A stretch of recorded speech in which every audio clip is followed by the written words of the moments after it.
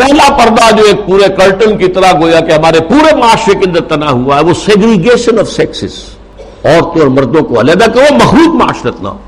دعوت ولیمہ ہو رہی ہے تو ایک طرف عورتیں ہیں، دوسری طرف مرد ہیں، مخلوط نہیں۔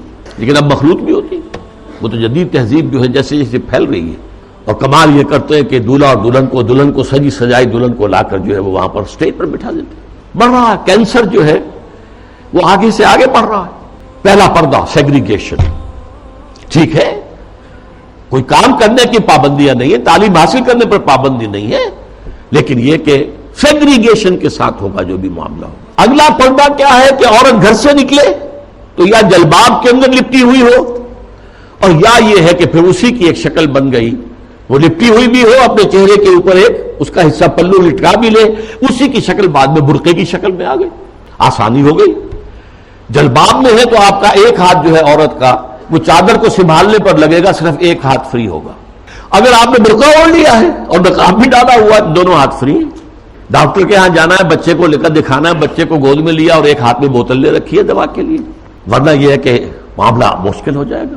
تو برقع اس کی ایک ارتقائی شکل ہے۔ تیسرا پردہ چار دیواری، گھر کے اندر صرف محرم داخل ہوگا، نامحرم نہیں جائے گا، چاہے وہ آپ کا داماد ہے، لیکن داماد کی محرم صرف اس کی بیوی ہے، آپ کی ایک بیٹی ہے، دوسری بیٹیاں اس کے محرم نہیں ہے۔ ساس محرم ہے اور آپ کی بیوی آپ کی محرم ہے، وہ اگر آئی ہوئی ہے اپنے میکے میں ٹھیک ہے، لیکن یہ کہ اندر جو دوسری لڑکیاں ہیں وہ نامحرم ہیں، سالیاں جو ہیں وہ تمہاری محرم نہیں ہیں۔ یہ تیسرا پردہ ہے۔ چوتھا پردہ ہے ستر، محرموں کے سامنے بھی پورا جسم نہیں کھول سکتے، صرف چہرہ، سر کے بال بھی نہیں، ہاتھ اور پاؤں، یہ ستر کہلاتا ہے۔ یہ تیسرا پردہ ہے۔ ان تین چیزوں کے علاوہ کوئی جسم کا حصہ باپ کی نظر پہ بھی نہیں آنا چاہیے، بھائی کی نظر میں بھی نہیں آنا چاہیے، مستور رہے گی گھر کے اندر بھی مسلمان عورت۔ اس کے بعد جو ہے وہ صرف شوہر کا معاملہ ہے۔